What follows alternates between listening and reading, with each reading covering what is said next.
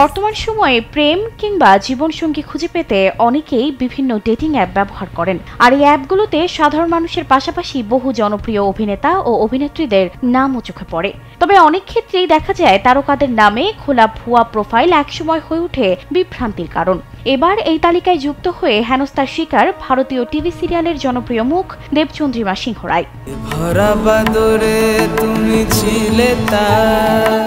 সম্প্রতি নিজের সামাজিক যোগাযোগ মাধ্যম অভিনেত্রী জানিয়েছেন একটি ডেটিং অ্যাপে তার নামে ভুয়া প্রোফাইল খোলা হয়েছে।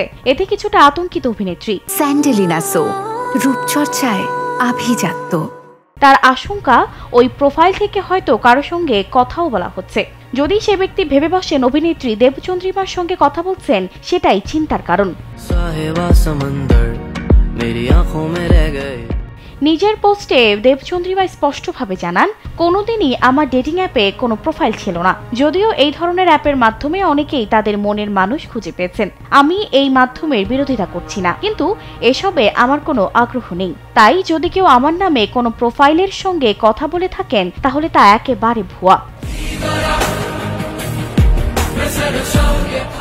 ডেটিং অ্যাপে নিজের নামে থাকা ভুয়া প্রোফাইল প্রসঙ্গে দেবচন্দ্রিমা অনুরাগীদের উদ্দেশ্যে ডেটিং অ্যাপের বিষয়ে সতর্ক থাকার অনুরোধ করেছেন। কারো সঙ্গে পরিচয়, কথা বলা অথবা দেখা করার আগে অবশ্যই সত্য মিথ্যা যাচাই করে নিতে হবে। আর এই বার্তা এখন রীতিমতো সোশ্যাল মিডিয়া ভাইরাল। বিনোদন ডেস্ক, কালবেলা।